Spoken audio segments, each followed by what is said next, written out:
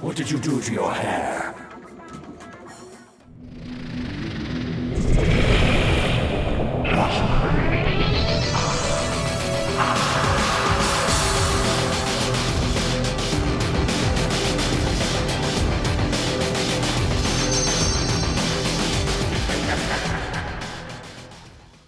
There was once a man who captured the imaginations of millions, well, thousands of people across the globe.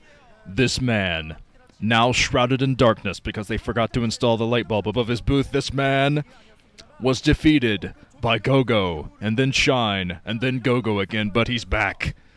Up against Hive-a.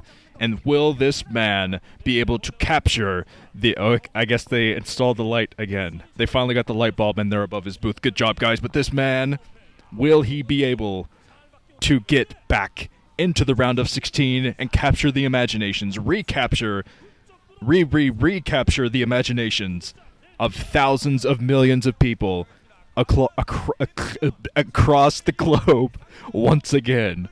This man... It looks like we're getting ready to start. This is going to be on Eye of the Storm, a 4-player map. It's going to be Bisu versus Hive-a.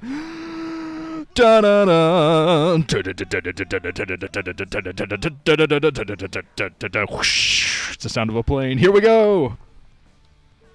Bisu versus Hive-a, 4-player map, as I said earlier. I don't know why I'm repeating everything, but this is so awesome. I know what you want me to do, but I'm going to wait a second to do it. Here we go.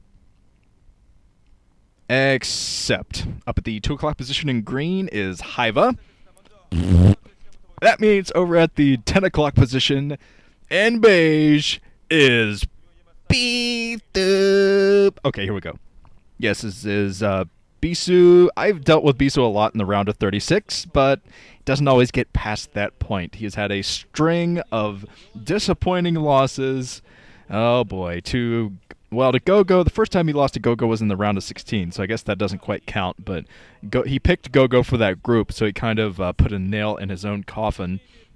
Later, losing to Zero in the same group is Queen build, so he got slaughtered there and came back again.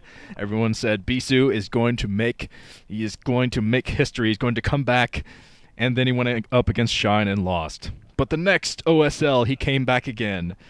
Everyone was saying, Bisu, he's going to make a resurgence. There's going to be another revolution.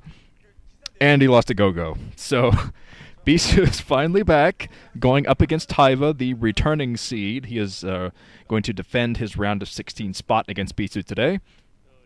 There's a sign, Protoss Air. I assume that's a Corsair. It looks a little misshapen. But, yes, here we go. Bisu, can you do it? I want Bisu in the round of 16, and I cannot lie, because as impressive as Hive-a played in the last round of 16, I thought Hive-a played pretty good in the last round of 16, because he took down Flash, first of all. Even though Flash hadn't really perfected his mech build on match point at the time, he still took him the distance and really destroyed his build and took down Flash, which is not an easy thing to do for any player.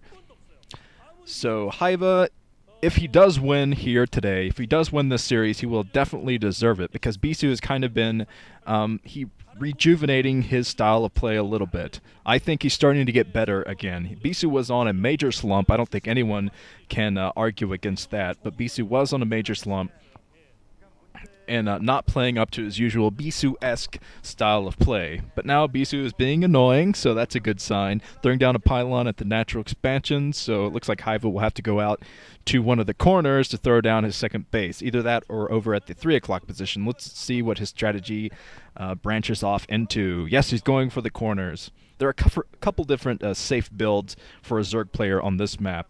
I think. You could take the corners, which is what most Zerg players do.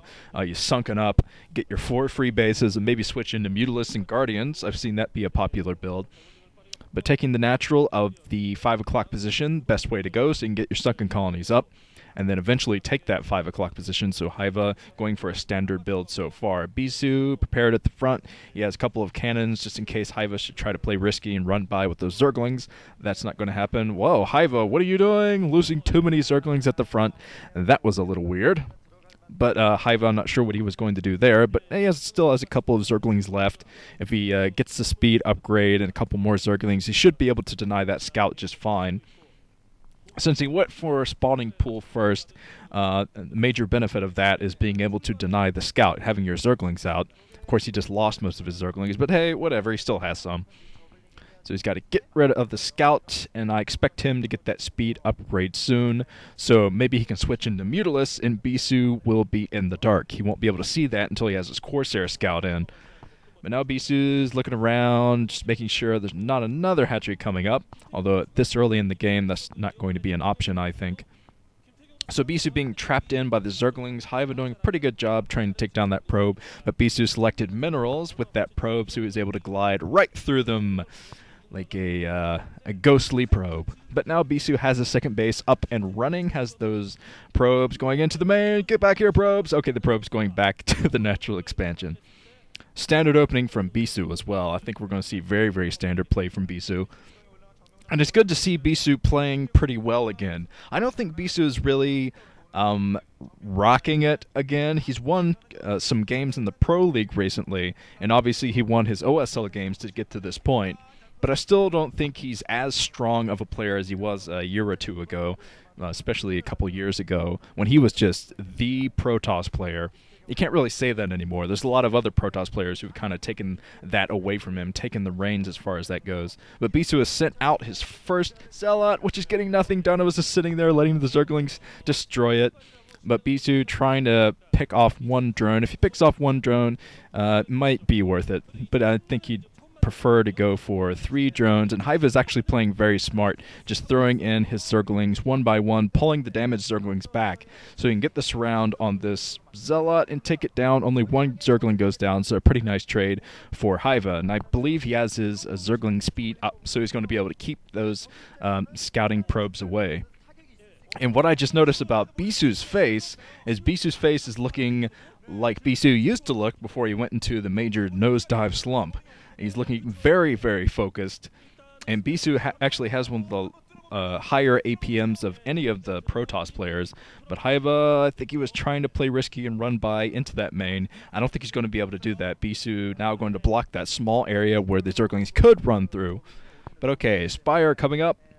This is standard, but whether or not he branches into Mutalisk or not, that could decide a lot. But here comes Bisu with his first Corsair Scout.